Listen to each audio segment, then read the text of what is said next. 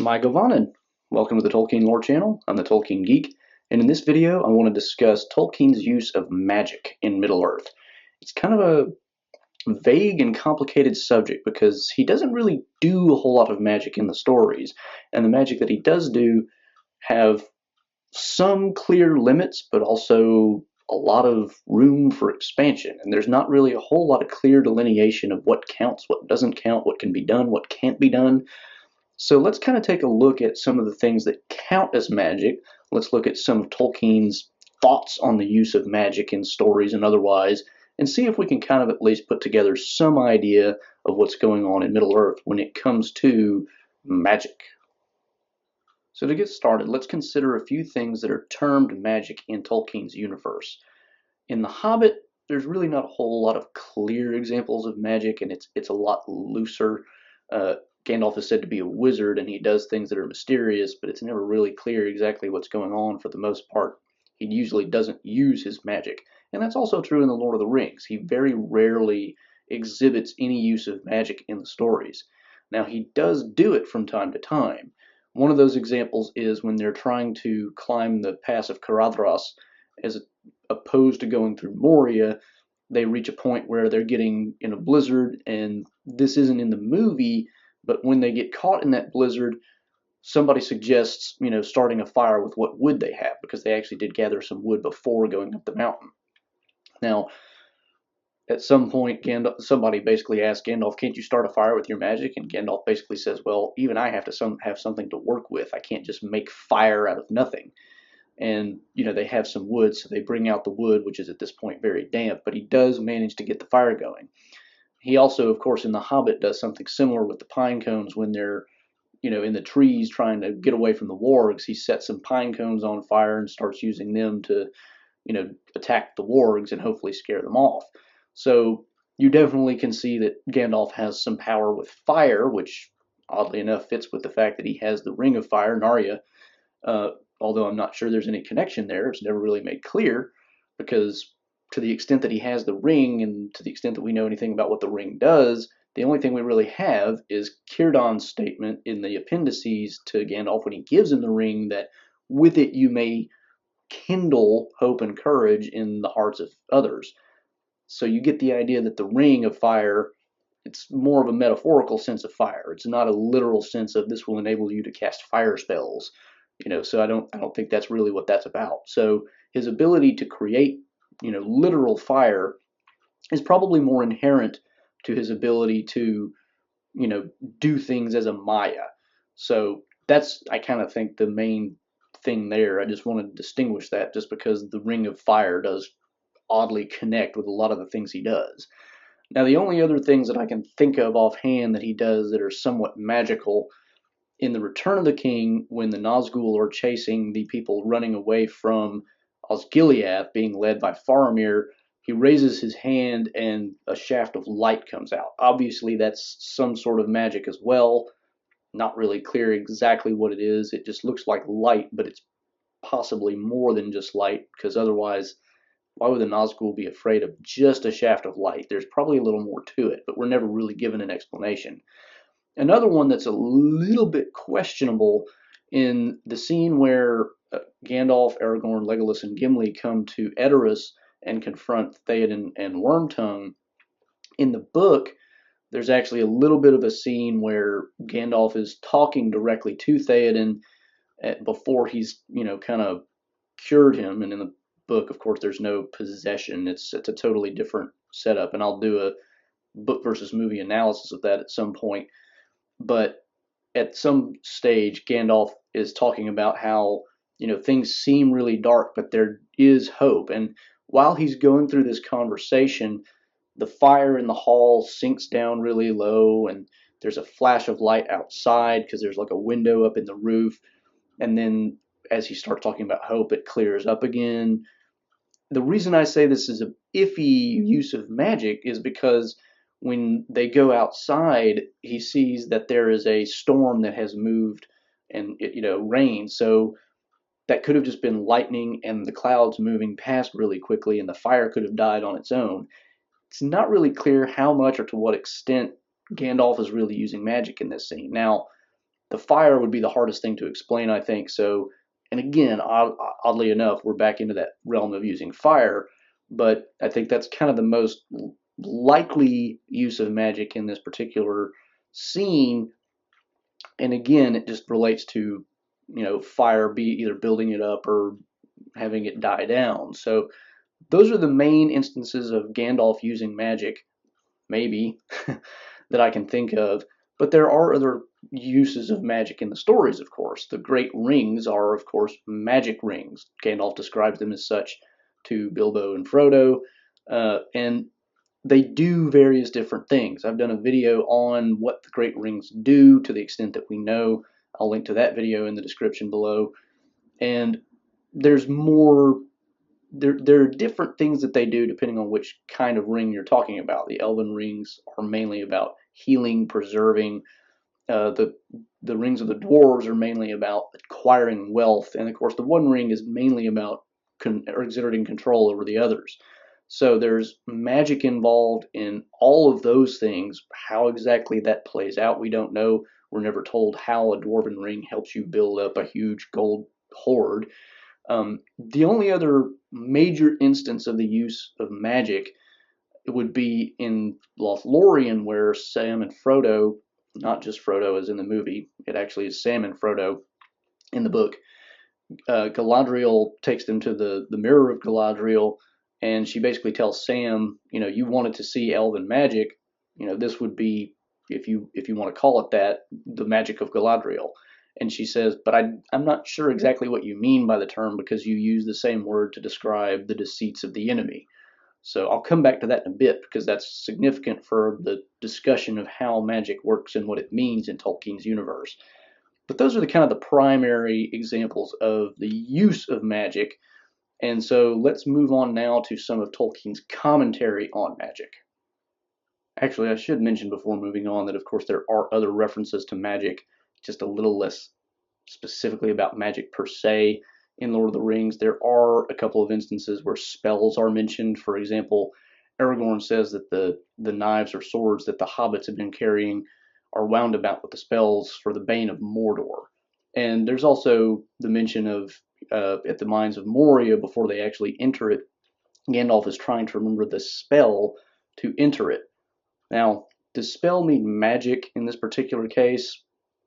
Arguably not. I mean, it's a password, and the dwarves are known for making toys in The Hobbit that seem downright magical. So the question is it really magic, or is it just a really, really high level of technology that seems out of place in the rest of the world of Middle-earth?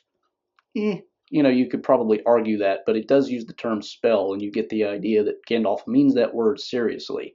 There are, of course, also elements in the Silmarillion that refer to magic, but most of those are very specifically limited to the Maiar and the Valar, not elves, men, dwarves, and that sort of thing. So there is, of course, also the fact that elven blades glow blue and orcs are close. Is that magic? It's never really stated to be such, I don't think. But, I mean, you could really not find a whole lot of other explanations for that. So I just wanted to get those out of the way just so nobody could come back and say, well, you forgot this. Those to me are not quite the same thing as the magic that I'm talking about, but I wanted to bring them up just for point of clarification. Now let's move on to Tolkien's thoughts on magic. Tolkien expressed his views on magic in a number of different places. You can find it in some of his letters, you can find it in some of his essays, you can find it in a lot of different places. Even through his characters, some of his own views kind of peek through. And that goes back to what I said about Galadriel's comment that, she's saying that I don't know what you mean by magic because you use the same word for what, the enemy does. Now, from our perspective, that may seem like a strange distinction because magic could theoretically be used for good or bad purposes. But Tolkien makes some similar comments in some of his letters, and in particular, if you read the letters of J.R.R. Tolkien, number 154, which is an unsent draft of what he ends up sending in 155, he's got some comments that are kind of similar to that and refers to the fact that magic is not per se good or evil, it's about how you use it. So there's a little bit of that going on, but you also get the idea that Galadriel has a bit of his own view of what magic is. And he even says, and I don't remember where this reference is, but he says, I've kind of used the term magic, a little too loosely in my stories. So he even recognized himself that it's not really clear based on his use of the term what exactly he means, what's included, what's excluded. But he also makes several other comments that are worth noting.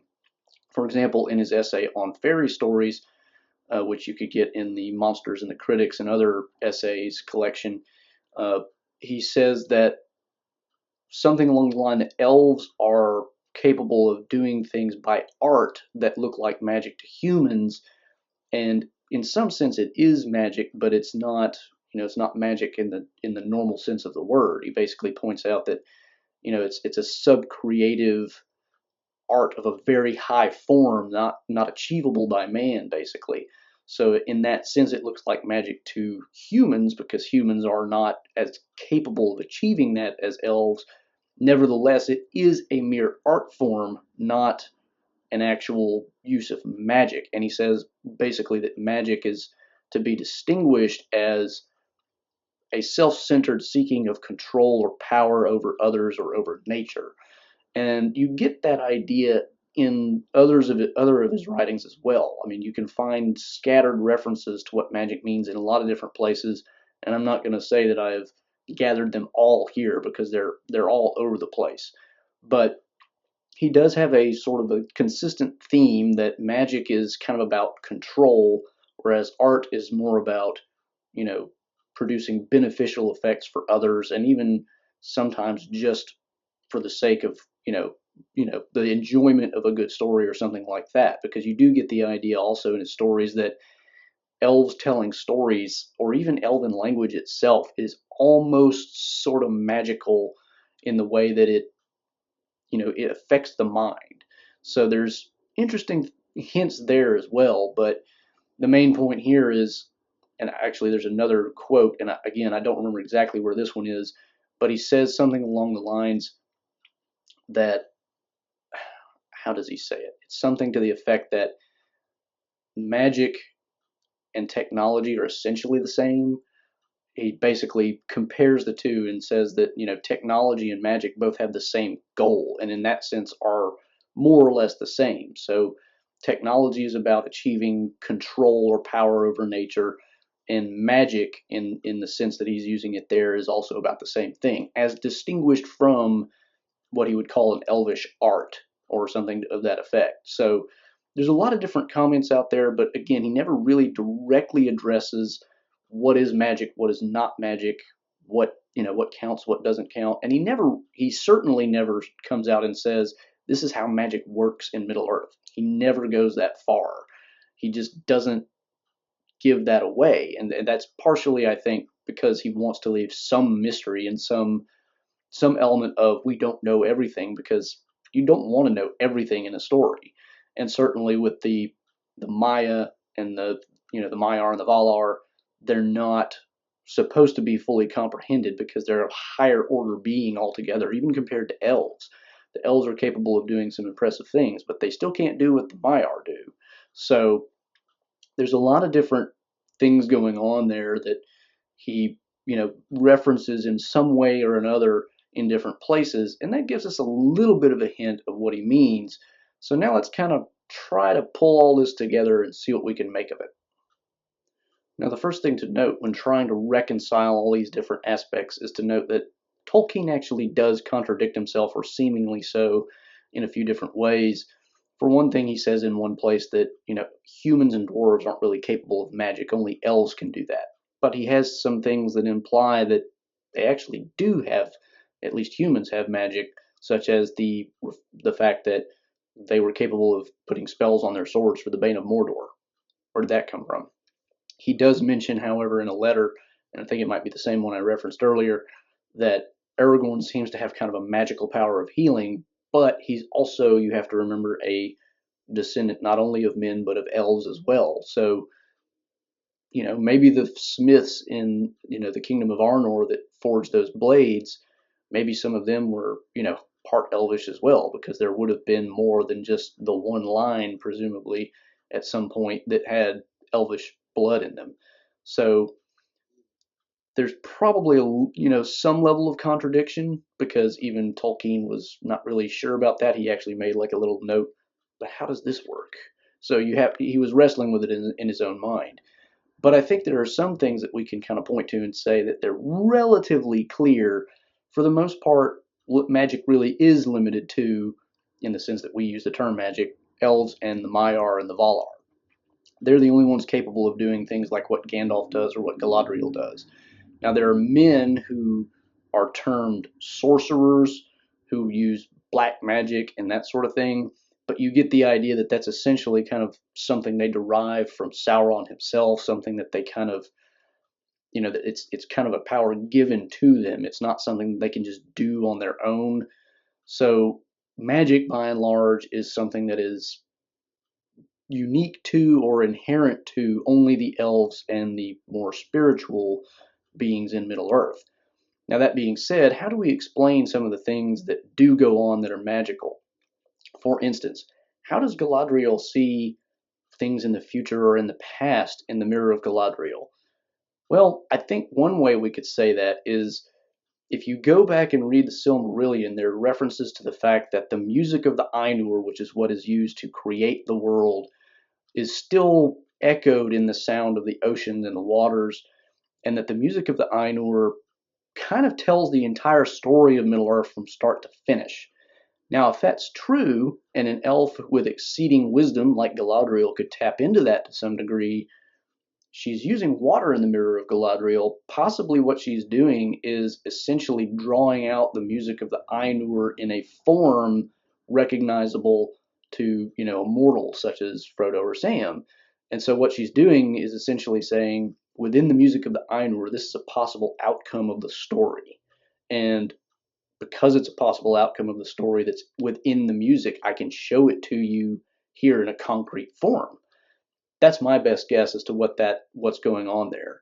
And I think that's at least a decent theory. I don't think there's anything to contradict it. And I think there's a lot of things that go on that are similar. So you get, Gandalf, of course, is a Maya, and because of that, he's also at least somewhat familiar with the music of the Ainur because he probably would have taken part in it. And so he knows things that seemingly he shouldn't be able to know. Possibly that's a result, again, of what limited knowledge he has of the music of the Ainur. And some of that may have been enhanced by, when he dies as Gandalf the Grey and his spirit returns to Valinor and then he's sent back, he's probably sent back with a little extra knowledge to help him finish his task, by, the Valar who actually know more than he does, probably imparting some additional knowledge. What about his use of fire?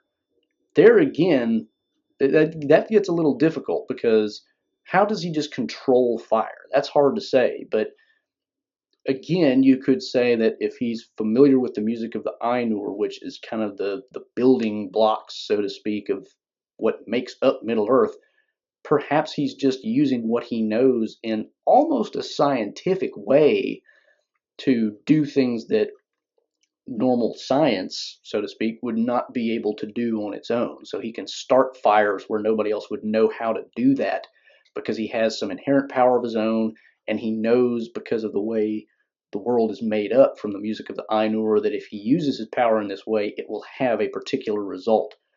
This is kind of speculation on my part, and it's more speculative even than what I think about the Mirror of Galadriel, but I think there's at least some element of truth to it because the music of the Ainur is kind of like the groundwork for everything in Middle Earth, and you get the idea that the music of the Ainur is the basis for a lot of the knowledge of the Valar themselves, what they know, what they can do, that sort of thing. So I think a lot of the use of magic in its good sense, and probably even its bad sense as well, is based in that understanding of the music of the Ainur. So that's just kind of my theory on it. And I think that's the best way that I can pull together all these various strands of things that Tolkien says, either through himself or through his characters.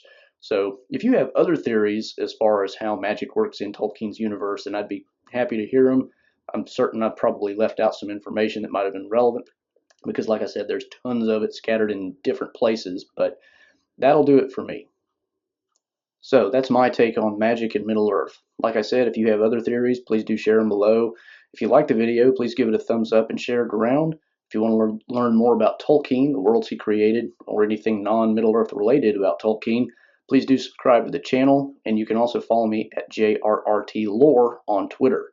Until the next time, I'm the Tolkien Geek signing out for the Tolkien Lore channel. Namaste.